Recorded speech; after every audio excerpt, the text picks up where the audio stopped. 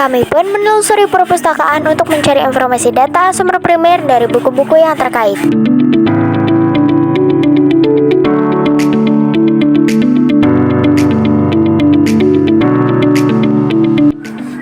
Terdapat buku tentang Tan Malaka di perpustakaan Taman Literasi yang terdapat informasi Madilog. Namun sayangnya, buku Madilog itu sendiri yang menjadi topik utama dari kelompok 1 tidak ada di perpustakaan Taman Literasi. Karena kami tidak mendapatkan buku berjudul Madilog sebagai sumber paling utama, kami pun mencoba mencari di toko buku lama.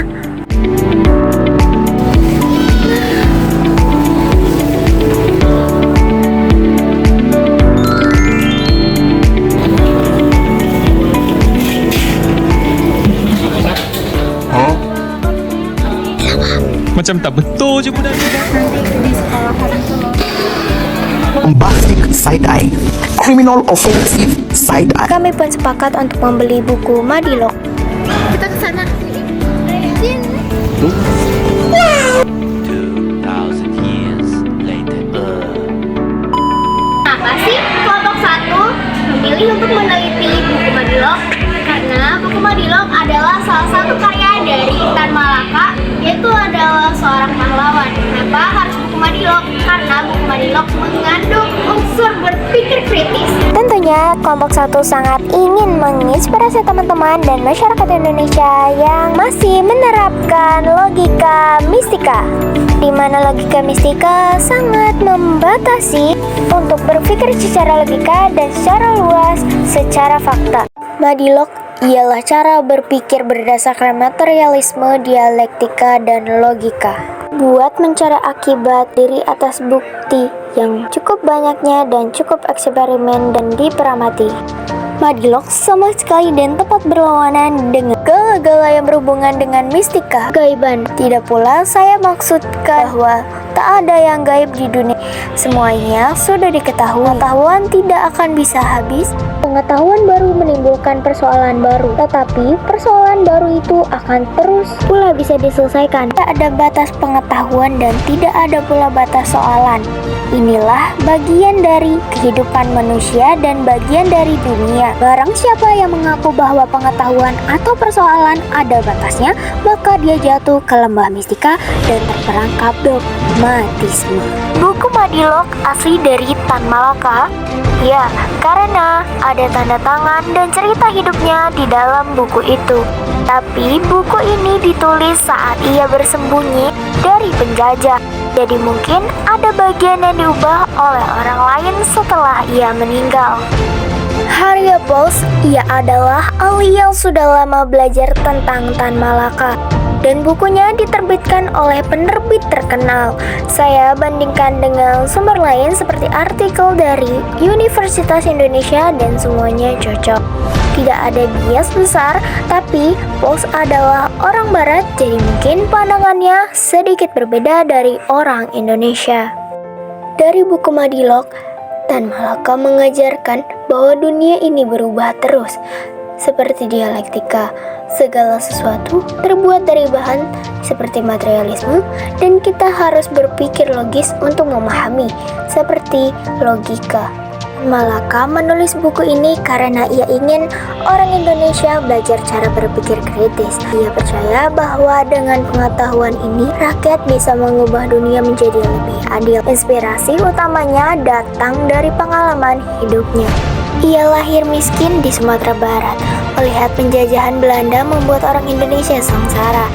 Alasan Tan Malaka membuat buku Madilog, ia ingin menyebarkan ide-ide revolusi agar Indonesia merdeka dan adil. Buku ini dibuat untuk melawan kapitalisme, di mana orang kaya semakin kaya dan orang miskin semakin miskin. Ia percaya pendidikan adalah senjata terkuat untuk perubahan. Kelompok 1 merekonstruksi bahwa Madilog lahir pada masa Indonesia terjajah tahun 1940-an. Tan Malaka melihat rakyat hidup dalam kemiskinan dan tidak terbiasa berpikir kritis. Dari kondisi itulah dia menulis Madilog, sebuah cara berpikir berbasis materialisme, dialektika, dan logika untuk membebaskan masyarakat dari ketidakadilan. Penulisan buku ini tidak mudah. Tan Malaka menulis sambil hidup dalam pelarian, berpindah tempat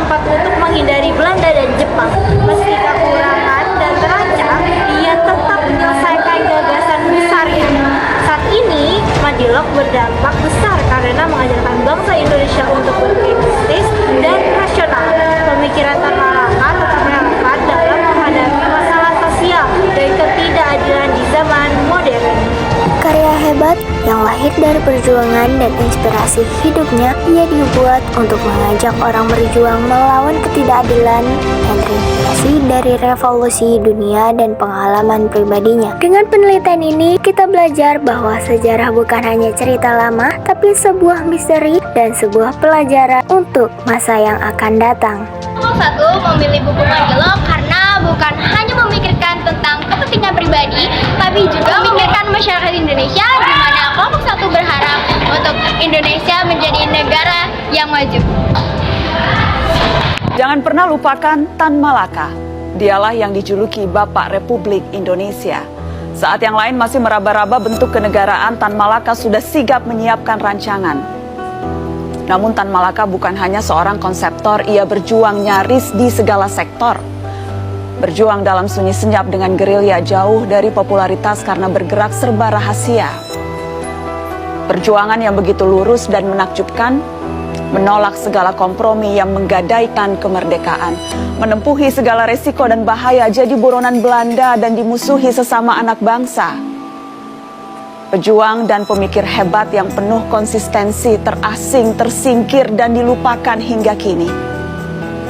Inilah tragedi perjuangan Tan Malaka. Ironi sejarah perjalanan Indonesia. Kepada Tan Malaka kita hormat menundukkan kepala. Semoga inspirasinya tak lekang dimakan oleh masa.